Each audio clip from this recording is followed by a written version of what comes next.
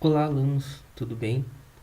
Então, hoje o vídeo para vocês é da nossa aula de manejo integrado de pragas e doenças. É um vídeo introdutório da nossa disciplina, onde então eu vou dar uma breve exposição sobre o que aborda o manejo integrado de pragas e doenças. Então, sem mais demora, o manejo integrado de pragas e doenças, ele é chamado de MIPD, de uma forma abreviada para ser mais fácil, né, de se referir a ele, constitui um plano de medidas voltadas sempre visando, né, diminuir o uso de tóxicos na produção convencional. Lembre, o chamado produção convencional é aquela produção que não é agroecológica, não é orgânica, é a que tu vai estar lá utilizando, por exemplo, agroquímicos. E daí então o uso do MIPT, né, através dessas diminuições, ele quer o quê? Buscar e promover o equilíbrio nas plantas e também monitorar as pragas, né, as pragas que vão estar lá causando problemas na lavoura, evitando ao máximo então o uso dos produtos, os agroquímicos no sistema, que irão causar então prejuízo para a saúde humana, saúde animal e também para o meio ambiente. Em relação assim, pragas, o que vem a ser praga? Praga, então, é o termo que ele é empregado, utilizado para descrever os pequenos animais que estão causando prejuízos à lavoura, às florestas. Tá? E esse prejuízo vai ocorrer como, pessoal? Devido à alimentação desses seres, que vão estar atacando as plantas, como também pelo simples fato de eles estarem transmitindo doenças e provocar, então, alterações patológicas nas plantas.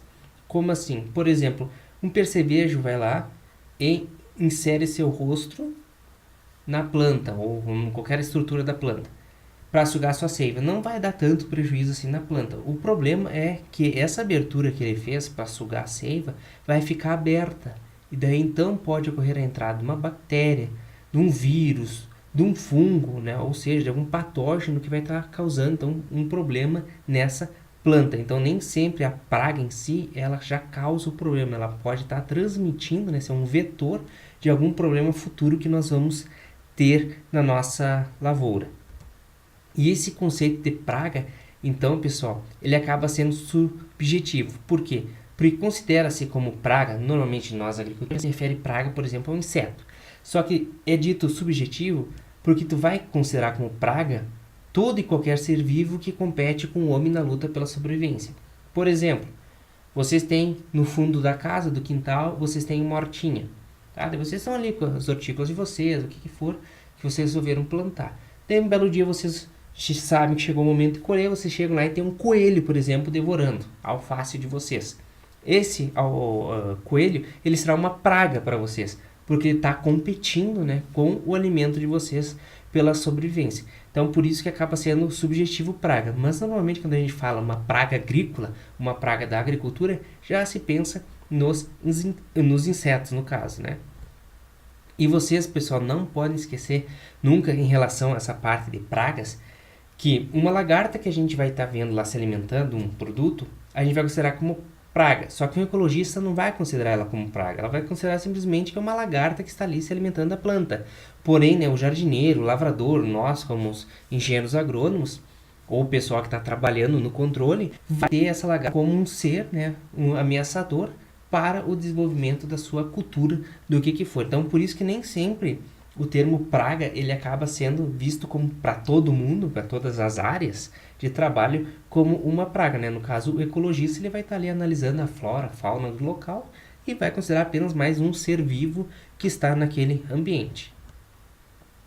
E esse conceito manejo integrado, pessoal, o conceito de pragas, doenças, né, é um conceito que foi instituído lá na década de 1960 pela comunidade científica. Então era necessário dar algum termo, algum nome, então foi dado esse termo, visando o que é a otimização do controle das pragas agrícolas. Então nós temos como pragas agrícolas, ó, vejo, ácaros, insetos, doenças e daninhas.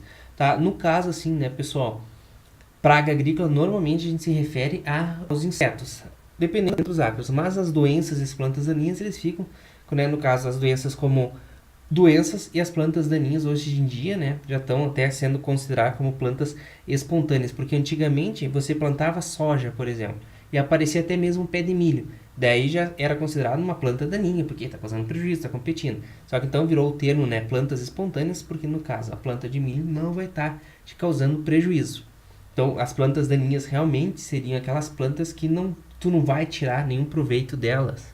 Então, elas estarão lá no solo, na lavoura, competindo pelos nutrientes com a tua planta principal. Porém, antigamente, né, algumas que eram consideradas plantas daninhas, hoje em dia já são utilizadas até mesmo para alimentação humana, como o arroz vermelho, que antigamente ele era considerado apenas como uma planta daninha, e hoje vocês podem encontrar em supermercados à venda, né, meio quilo de arroz vermelho, um preço bem mais elevado do que o arroz convencional. E a base então do MIPD é sempre assim, os conceitos sobre taxonomia, biologia e ecologia. Então assim, vocês têm que conhecer, né, as suas pragas chaves, que são aqueles, digamos, os insetos principais, e os seus inimigos naturais. Por quê? Porque daí tu reconhecendo o que é uma praga, o que é um inimigo natural, tu não vai eliminar ambos. Ou seja, tu nunca deve eliminar os inimigos naturais. Por quê? Porque o nome já diz, né, eles são os inimigos das nossas pragas, então eles são nossos aliados no controle dessas pragas. E vocês também devem sempre fazer, né, um monitoramento para saber se a praga é chave, né, se é um inimigo, se é natural, o que é aquele ser que vocês encontraram. E tendo essas informações, vocês vão ter um nível de controle e o manejo do agroecossistema. Então, dessa forma, vocês vão poder priorizar condições para o equilíbrio das plantas e o combate natural das pragas. Por exemplo, vocês encontram lá na lavoura de milho a tesourinha, que é um inimigo natural de ambas as lagartas, a da espiga e do cartucho. Vocês não vão eliminar a tesourinha, deixem ela lá, vocês já vão ter um controle natural. Numa dessas, vocês nem vão precisar entrar com qualquer método de controle naquela área, então vocês vão deixar a planta de vocês equilibradas devido ao controle exercido pela tesourinha. Um outro ponto, pessoal, que é importante a gente ter essa identificação, conhecer a taxonomia, conhecer as pragas, foi o que aconteceu com aquele surto da Helicobacter mígera. No caso, as lagartas destruindo, né, milhares de hectares de algodão, soja, milho e tomate no Brasil. O que aconteceu?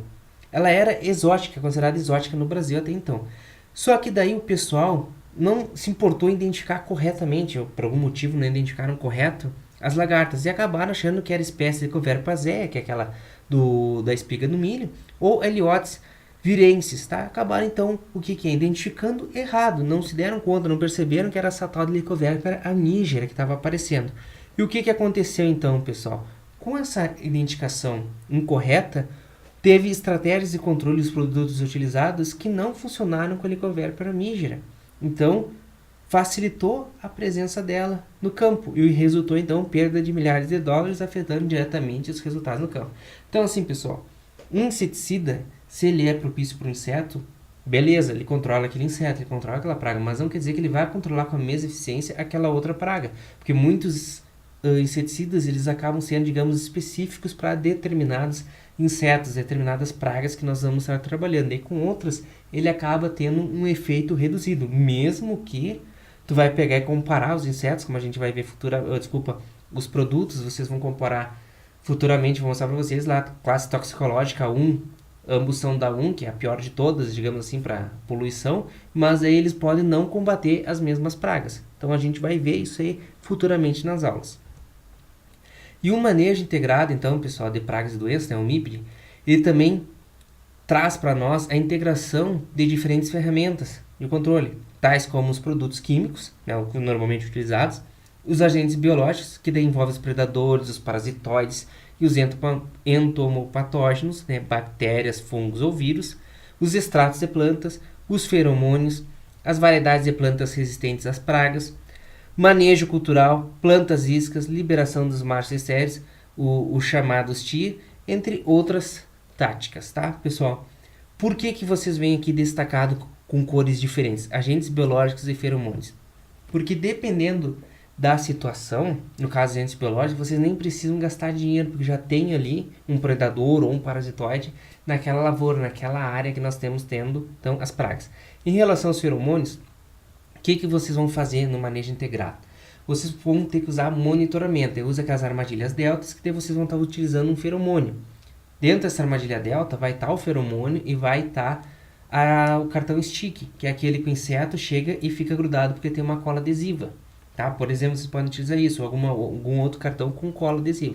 Então, no momento em que vocês já estão fazendo o monitoramento com esse feromônio, vocês também acabam já fazendo, digamos, um controle. Por quê? Porque o inseto vai ficar colado ali e nunca mais ele vai sair. para sair dali só se ele conseguisse se arrebentar, mas o inseto não vai conseguir romper, digamos, as suas pernas e seguir vivo, voando numa boa, não vai ter isso. Então, por isso que esses dois estão destacados aqui.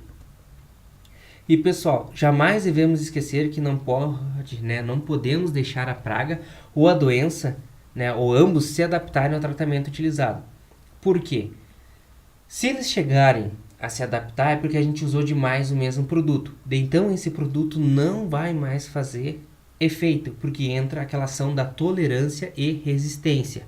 Tá? A tolerância é quando o inseto consegue sobreviver ao nosso controle. Então ele vai passar a resistência, que é a parte genética, para os seus descendentes. E tendo isso, pessoal, não adianta duplicar a dose, pegar a dose recomendada e multiplicar ela por 3, querer aplicar mais, não vai dar resultado. Tá? Vocês só vão perder dinheiro, só vão poluir o ambiente botando mais produto desnecessário naquele local. E um outro ponto, pessoal, é que sempre que forem utilizadas as técnicas corretas no MIPT, vai ocorrer a limitação dos efeitos potenciais prejudiciais dos pesticidas químicos, tanto à saúde humana como à saúde mental. Ou seja, tu não vai usar além do necessário, se a opção for um produto químico, devido a tu estar dentro dessas táticas do MIPT. Então, isso também é visado nas suas táticas, no manejo integrado de pragas e doenças, para qualquer cultura. E o objetivo dessa estratégia não é eliminar os agentes causadores dos problemas, mas reduzir sua população de modo a permitir que seus inimigos naturais permaneçam na plantação, agindo sobre suas presas, favorecendo a volta do equilíbrio natural, desfeita então pela plantação e pelo uso dos defensivos agrícolas.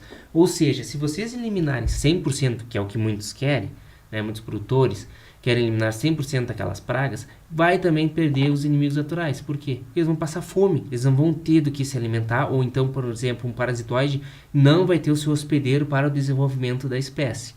Tá? Então tem que pensar nisso. E como foi relatado em sala de aula, tem produtos que a campo chegam a ter 95%, no máximo 90%, 95% de eficácia. Tá? Então, infelizmente, a campo, dependendo das condições ambientais, vai estar sempre sobrando praga viva, inseto praga viva. Só que daí vocês têm que ver o lado positivo, que se tiver parasitoide, predador, inimigo natural, ele vai ter então, como esse inimigo natural, se desenvolver, sobreviver naquela área. Então, para isso, pessoal, para ter esse conhecimento do manejo, é necessário que o produtor sempre compreenda o sistema de sua plantação como uma coisa redonda, ou seja, como um todo, começo, meio e fim. E conheça também as inter-relações ecológicas entre os insetos pragas, seus inimigos naturais e o ambiente onde está a sua produção inserida. Então, aquela velha história, resolveu aplicar um produto X, ver qual é que é a recomendação da aplicação, o indicado se é mais de manhã cedo, ao final da tarde, ao meio-dia. Tem que ver qual é que é o produto, o que é a indicação e seguir o rótulo e seguir todas as estratégias indicadas para o controle da referida praga. E antes sempre de entrar com algum método de controle quanto à infestação dos insetos pragas ou outros agressores ou doenças, o produtor deve possuir o entendimento do nível de tolerância da plantação, sem refletir em perda econômica substancial. Ou seja, não vai pegar e aplicar um produto onde a sua lavoura, soja, milho, arroz, trigo, o que for, seja, ou um pomar, seja suscetível, ou seja, atacado por esse produto que ele está utilizando, teoricamente, para eliminar as suas pragas. Então tem que ter essa noção também. Aqui, então, eu trago agora algumas ilustrações para vocês. Essa ilustração foi tirada, então, por um aluno de Cachoeira do Sul, lavoura de soja, tem a folha danificada e tem aqui os itens, os principais suspeitos: lagarta, besouro, percevejo, formiga ou trips. Como é que a gente vai identificar quem é que causou o dano nessa folha? Primeiro vocês têm que ver que parte que foi consumida. Nós temos ali a nervura principal e outras nervuras, as ramificações. Essas estão inteiras. Só foi comida, digamos, a parte mais suscetível, mais gostosa dessa folha. Então, quando vocês encontrarem uma folha dessa situação, vocês estão lá no campo e se depararam com isso, o produtor pediu para vocês o que é que está causando problema, daí mostra essa folha para vocês, uma folha parecida. Vocês vão analisar e vocês vão ver que tá a nervura principal, as outras nervuras, está faltando só a parte, digamos, mais suculenta dessa folha, é um dano de lagarta, tá? Porque a lagarta, ela evita de se alimentar das nervuras. Nessa outra ilustração, vocês podem ver que essa lagarta aqui ela já está devorando quase toda a folha. Tá? Ela vai deixar somente a nervura central. Por quê? Porque não tem nervuras que essa lagarta não vá gostar, digamos assim, no restante dessa folha. Então ela vai se alimentando de tudo que ela puder comer. Nessa outra ilustração, então, a gente vê os danos causados pelo chamado besouro da folha. Tá? Então são buraquinhos que vai tendo na folha, espalhados, não é tão homogêneo, digamos assim, o ataque como de uma lagarta. E nessas outras ilustrações a gente pode ver ali o dano da formiga, que ela recorta a folha. Na couve, à direita em cima, né, tem lagartas, depois tem as trips, pulgões ali fazendo os seus danos, suas características que a gente vê no campo e vamos ver mais para frente na disciplina. Nessa outra ilustração, então, nós podemos ver os danos causados por percevejos. Tá, eles vão picar, digamos assim, essa folha do milho e vai aumentando esse, digamos, buraco causado pelo seu aparelho bucal. Claro que não é desse tamanho o aparelho bucal, é um pontinho que vai ficando, mas é que vai necrosando, digamos assim, vai estragando a folha do milho dessa planta e vai ficando, então, bem fácil de visualizar o dano causado pelo percevejo.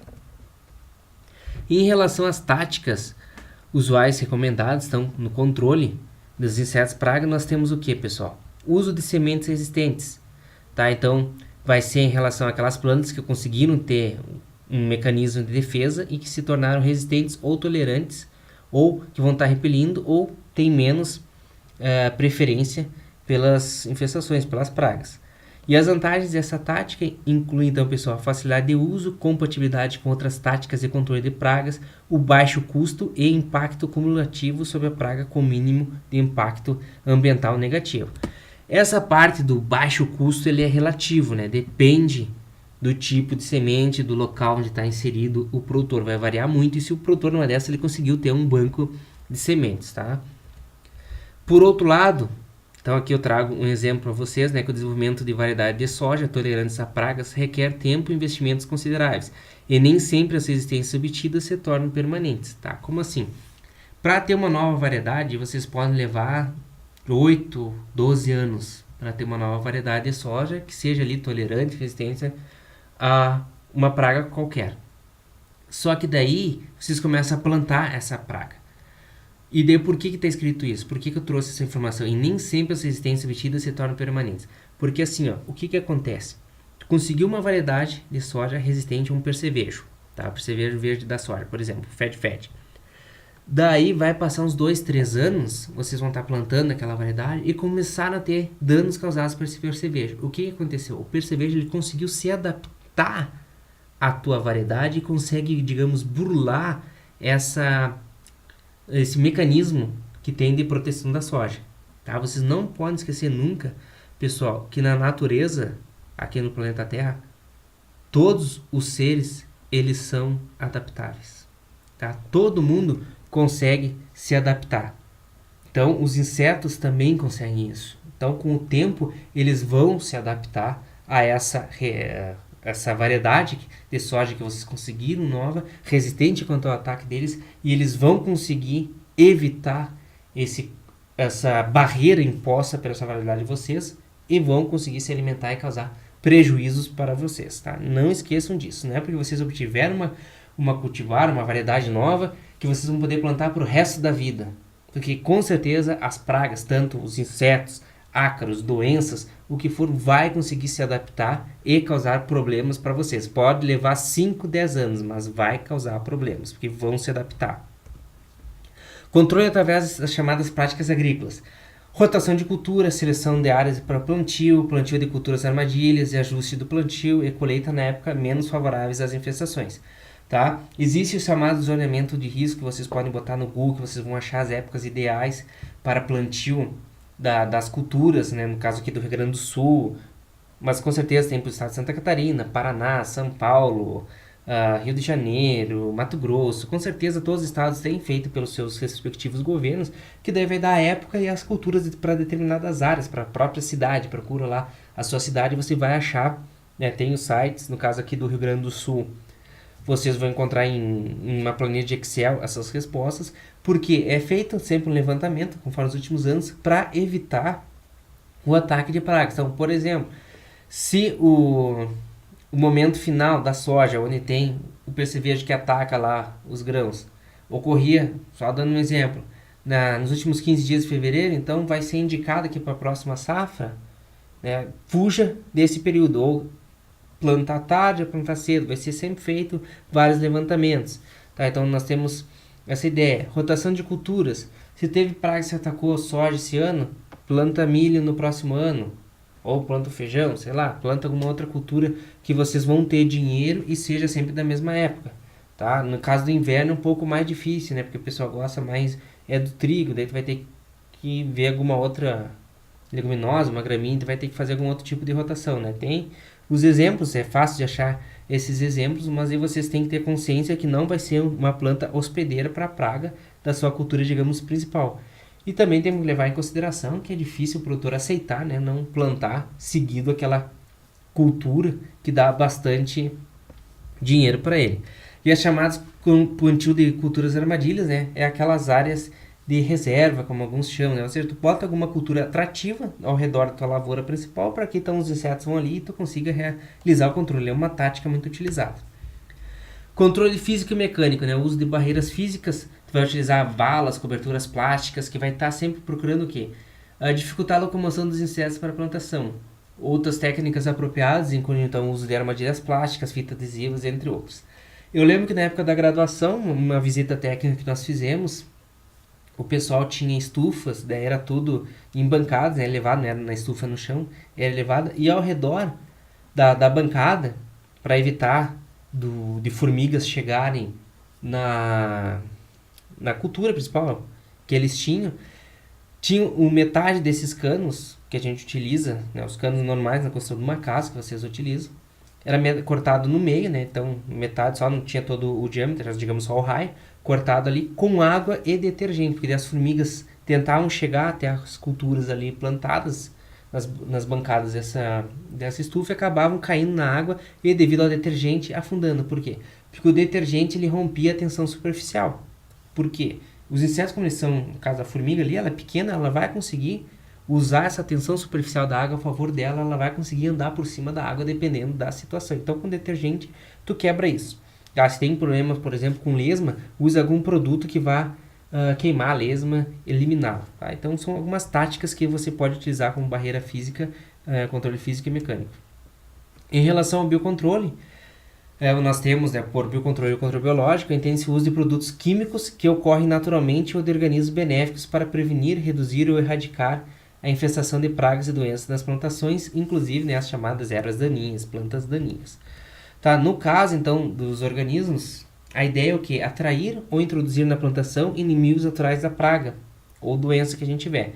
Então, pode ser usados insetos, vírus, protozoários, fungos ou bactérias como predadoras, parasitas, agentes endopatógenos, né? Vírus, fungos, bactérias, ou introduzir machos de uma espécie daninha esterilizada. Então, é muito comum acontecer, por exemplo, a liberação, no caso da mosca das frutas, em machos esterilizados, né? Produzidos no laboratório, que eles vão lá, vão competir com os outros machos, eles vão fazer a cópula com a fêmea, só que a fêmea então não vai receber, né, o start, digamos assim, para ter a postura dos ovos fecundados, os ovos férteis, que vai dar então continuação à população dessa praga. E algumas vantagens do uso do biocontrole estão relacionadas com a redução de acidentes ambientais e a segurança pública provocada, então, né, os problemas que nós temos com o uso dos agrotóxicos, vocês vão diminuir isso daí.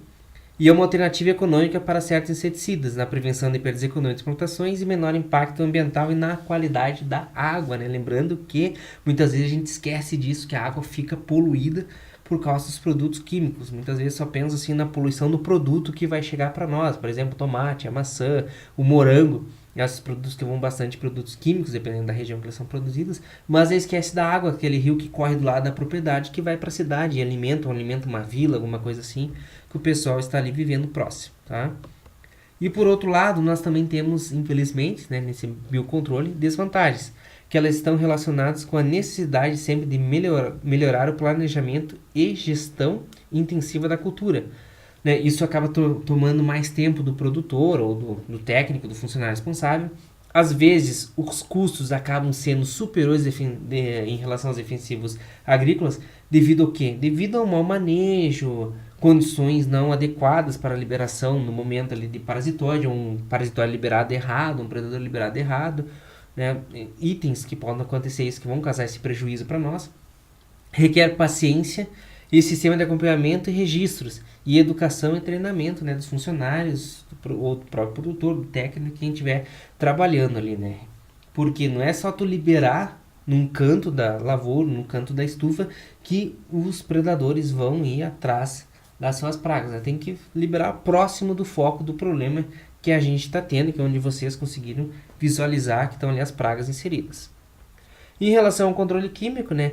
Então, no caso aqui, falando mais da parte das pragas, né, do MIP pragas, né, que é o manejo integrado de pragas, não tem o D, somente quando as táticas anteriores, né, as citadas anteriormente, não deram certo, foram ineficazes, a gente deve então entrar com algum método de controle químico, tá? Então, daí seria, então, digamos, justificável, permitido, correto o uso desses defensivos químicos. E em muitas plantações, pessoal, principalmente na soja, inseticidas e herbicidas ainda são os principais meios de se controlar as pragas e requerem, então, e apresentam, né, as suas vantagens. São relativamente baratos e fáceis de aplicar, transportar e são versáteis, pois podem ser apresentados de diversas formas, tais, né, no caso, pós, aerosóis, líquidos, granulados, iscas e também os chamados de liberação lenta. Então, muitas vezes, o que é? Em vez de ter todo cuidado para liberar um inimigo natural, ter o controle de não eliminar todas as pragas, né, dar suporte para o inimigo natural prevalecer ali, o produtor acaba indo pelo mais fácil, que é o quê? Fazer a mistura, né, a diluição do produto, botar um costal ou botar no pulverizador lá, acoplar no trator e sair aplicando, acaba sendo mais prático para ele do que ter todo aquele manejo, controle, treinamento necessário para utilizar então um controle biológico.